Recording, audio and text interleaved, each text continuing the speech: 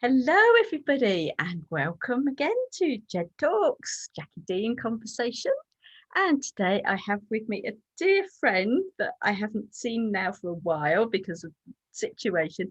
I have Diane Kutz with me. Hello, Diane. Hi, Jackie. Lovely to see you Yeah, again. it's a shame we can't see each other in person, isn't it? No, And have I one of know. our lovely cups of tea down Yeah, near the beach. But, we'll get there. We'll get there. we will. We will. And So- yes, I've got to know Diane over the last year or so. It must be, Diane, yeah, mustn't it now? And we're missing our get-togethers. Now, Diane's facilitates and supports people with what she calls intuitive unfolding.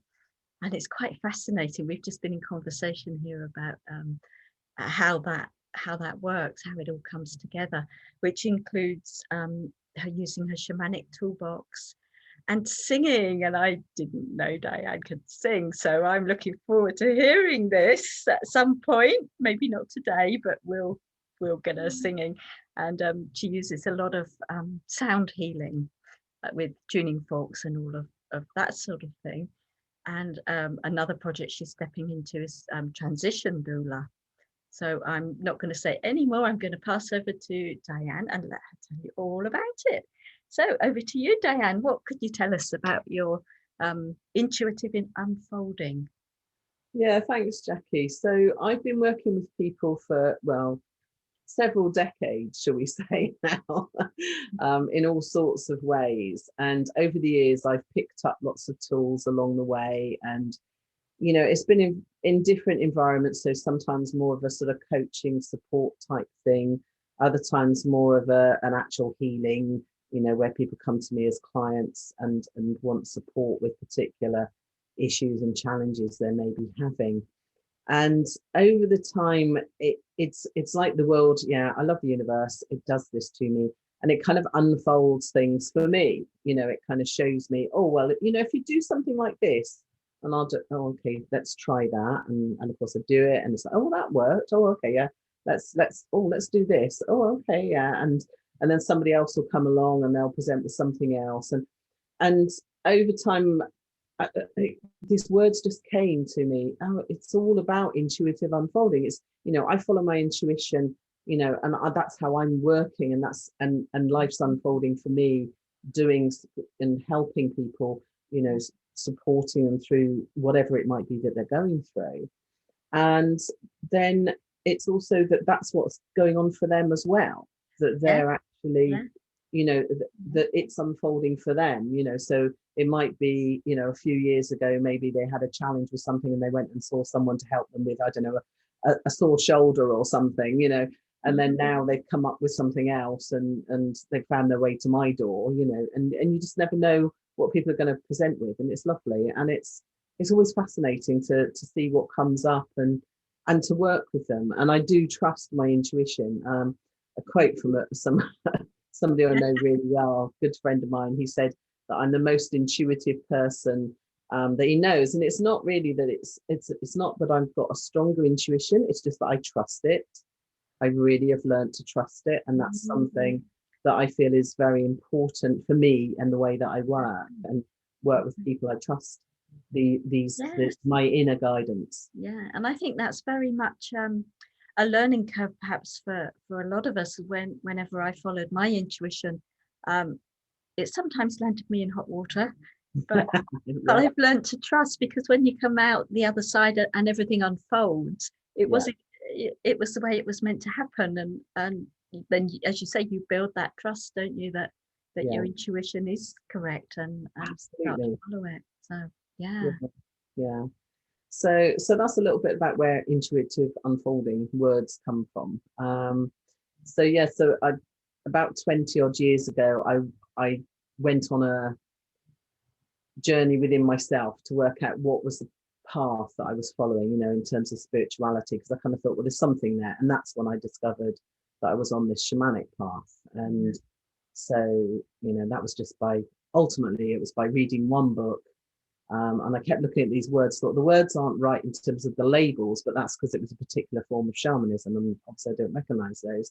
But what they were talking about, it just made so much sense. It was like, well, that's how it is, there's spirit in everything, and there was, this whole space. And actually, ever since being a child, I've always gone into this spirit space, and been operating there without necessarily knowing that's what I was doing. But nowadays I can do this consciously, which is really good. Yeah. And be aware of it and help other people to go through it. So that's where things like soul journeys, helping people to go back into their space and understand that spirit space that they operate in, or doing soul recovery, which is where you go back along a person's journey and help them to recover those fractured parts of themselves from things that have happened, traumas or whatever. And so that's phenomenal, and it's a great privilege to be able to do all this stuff. Yeah. And is that just in this lifetime, or is it timelines? Yeah, it can be further back than this lifetime. Yeah, it just depends. Yes. And again, that's following where I'm led, and where we go with that. I don't know, I can't sit down somebody in front of me and say, okay, right, today we're going to be working on this. It doesn't work like that. It's okay, where are we now? Where are you today in this moment? Tell me, what's going on, and then we work with that and move on. Yeah, so it unfolds. Yeah, literally. Yeah. And in the times when I'm allowed to be with people physically as well, there's something else that I can do, which is actually not just tune in on energetic level, sort of through the ether, as people sometimes think of it, but actually physically touching someone's shoulders is a way that I can tune in as well to what's going on, particularly if they've got a physical something happening in their body, and I can tune in as they are. So you've got something going on here, and you've got something going on there, and I go, yeah, okay, yeah, that well, that's related to that, and kind of work with that, whatever that needs. Yes. Yeah. And then you bring your sound healing into that as well. So tell me a bit about you. That you use. Yeah. So the sound healing, it's. I've always loved music. I came from a family where we loved to sing, or we played music. There was Sundays, there was always music on in the background on the radio, all of that kind of thing. But also I learned musical instruments. I learned recorder and clarinet and violin at school. And then as I got older and explored more things, I came across these beautiful things called tuning forks, which, they're not the little things that we have at school, literally just to tune up our instruments, but these amazing things that are tuned to chakras or to Om. That's 2 sets that I've got, and they can be tuned to other things as well. And they're just amazing. One of the first times I used the tuning forks was with a friend of mine, and I said, let's just do it, and I'll do it through your aura. So I did. I used his tuning forks, and at the end of it, he said, oh, so it's just taken me back to when I was a school kid, and we went to Lourdes, and a nun blessed me, and I went, oh my goodness, and he said, no, he said, it was really good. It was really good. And it obviously just had that vibrate, because it's all about vibration, all of this stuff, whether it's, a blessing from someone, whether it's, tuning forks, whether it's, I use bowls, I use my gong, I've got drum, all of these things. It's just whatever's needed to tune us up, as it were. And crystals and things work in the same way as well. I use crystals or essences, I know recently you interviewed Nikki Mariano, and she's got essences, and there's such amazing essences out there. Yes, and told us a bit about the process of how you make an essence. And what you're saying there about the sound, it reminds me of when I put on some talks for Dr. Emoto, the Japanese guy, and one of the experiments he did in his talks was to hold a triangle on stage and bash it, and yes, we all heard the sound and the vibration, and then he'd get his assistant to stand at the back of the room with another triangle and would hit it, and the other triangle at the back of the room would also start reverberating. Yeah. And of course, everything in between would be feeling that vibration. And that was just quite incredible. I've always remembered that. Yeah. Yeah, the Yeah. power of sound. It Amazing. is. It is amazing. And now, as you mentioned, that, you know, I also sing, and I'm exploring that. For quite a few years, I thought about going for singing lessons just because I love to sing, and I thought it'd be nice to be able to sing better. You know, that was my kind of view. Yeah. But I found this amazing singing teacher who she really understands energies and chakras and yoga, and so she's very in tune with the sort of stuff that I do. And so not only do I kind of sing songs, but it's about discovering that real voice and kind of understanding how to work with that energy. And that's phenomenal. And I'm very blessed. I've discovered that I have this quite wide ranged voice, Yeah. from quite low to quite high. And it's great, you know, and people have often said in the past, you know, if I've been doing you know, if I've been sat in a group and we've been chanting, you know, and doing ohms and things like that, people often say, oh, I could really feel the vibration from you. And it's kind of like, well, now I want to channel that. I want to learn more about that and work more with that. So, you know, it's just this constant, it is a constant unfolding of all of these things, you know, and we can all do stuff, you know, you know, there's, you know, everybody's got things that they're able to do and things that they love, and it's just working with all of that stuff. And Yes, I want to hear you singing. And there is something about the voice, and I know I've got quite a soft voice. My dad, who's well, quite a lot deaf now, he very rarely hears me because my voice is so soft. And I've often said that when I come back in my next reincarnation, I want to be blessed with a good, strong voice, loud voice, so that people can hear me. And I'd love to be able to sing because it's so good for your soul. And yeah, I would. Yeah, but it's finding the right teacher. I honestly, I would say, because most people can sing, they just don't know they can sing. It's having that right person to draw it out of you. Yeah, I do remember once being on a walk. I used to belong to a walking group, and a man there was very musical, and he used to get us to go up and down the scale because some people said they're tone deaf, and he said, well, just go la la la la la, and you know, go up the scale and down again, and we could all do it. And he said, you can all see, he said, none of you are tone deaf because we could all do the basic scale. So that was kind of interesting. Yeah, no, it is. I mean, definitely people have more than they realize, I think, in so many ways. And that's part of what I love. Help, you know, I often see myself as somebody who walks alongside other people in wherever they're going, and helping them and kind of just encouraging that stuff out of them, whatever it might be, you know, whether it's to have the confidence, whether it's to, you know, heal a bit of them that's feeling sore, whether it's to be able to speak better. I mean, you know, I've run presentation skills courses, you know, when I was sort of doing a lot of corporate work, you know, and just getting people to be able to, you know, do that bit of standing up and feeling good and, you know, stepping into their power, and everything. I mean, one guy I was I was working with one time, he was having real problems at interview, and you know, it's quite a thing that, you know, most of us have to go through at some point, interviews for jobs, you know. And he was very capable, but he just couldn't get the jobs. And it was the interview, and he was getting this feedback of, oh, well, you know, you're just not coming across well. So I did this session with him.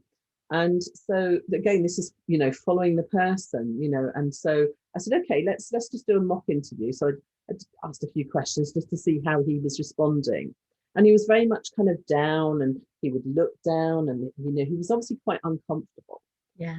So what I did was I helped him. So this is where pulling in tools from all these different things that I've learned over the years.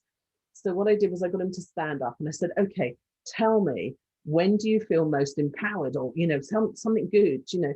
Oh yeah. And he was sort of thinking, and I said, yeah, just, you know, if you stand up and feel at your best. He said, oh, I'm a ringmaster. I said, great, hang on to that. You're a ringmaster. How wonderful.